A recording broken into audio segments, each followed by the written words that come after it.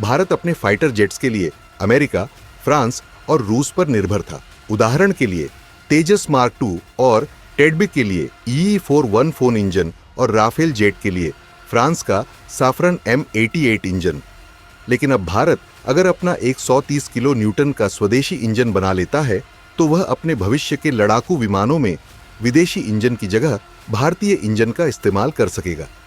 तेजस mark II और MK के लिए इंडिजिनस इंजन मिलेगा।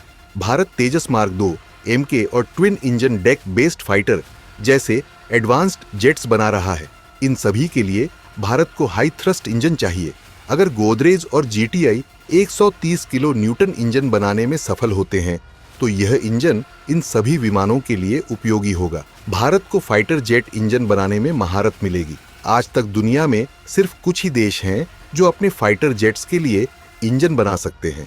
America GE, Pratt and Whitney, रूस Saturn Klimov, France Safran M88, UK Rolls Royce, चीन WS-10, WS-15। अगर भारत अपना 130 किलो न्यूटन इंजन बना लेता है तो वह इन चुनिंदा देशों की लिस्ट में शामिल हो जाएगा। भारत विदेशी बाजार में फाइटर जेट इंजन बेच सकेगा।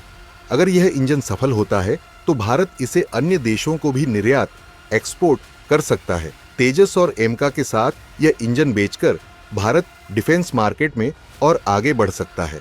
अब जरा गोदरेज के पास क्या अनुभव है ये भी जान लेते हैं। दरअसल गोदरेज एरोस्मिथ सिर्फ एक साधारण कंपनी नहीं है, यह भारत के कई रक्षा और अंतरिक्ष प्रोजेक्ट्स में पहले से काम कर रही है। इसरो के रॉकेट्स के लिए कंपोनेंट्स बनाती है, कावेरी इंजन के 8 मॉड्यूल्स तैयार कर रही है, DRDO के कई फाइटर जेट प्रोजेक्ट्स में मदद कर रही है। इसका मतलब यह है कि गोदरेज के पास पहले से ही हाई टेक मेटलर्जी और टरबाइन इंजीनियरिंग का अनुभव है। अभी हाल ही में अमेरिका की GE कंपनी ने भारत को GE-414 इंजन का मैन्युफैक्चरिंग लाइसेंस दिया है। यह इंजन 98 किलो न्यूटन थ्रस्ट देता है। लेकिन अगर गोदरेज और GTI 130 किलो न्यूटन का इंजन बना लेते हैं तो यह GE-414 से भी ज्यादा पावरफुल होगा। इसी तरह फ्रांस की साफरन कंपनी ने भी भारत को इंजन बनाने का ऑफर दिया था। लेकिन अब भारत को किसी भी देश पर निर्भर होने की जरूरत नहीं होगी। खैर, अब ये देखना होगा कि भारत इस इंजन को कितनी जल्दी तैयार कर पाता है। क्या ये प्रोजेक्ट भारत की आत्मनिर्भरता की दिशा में मील का पत्थर साबित होगा? अपनी राय हाँ या ना में कमेंट करके जरूर बताएं।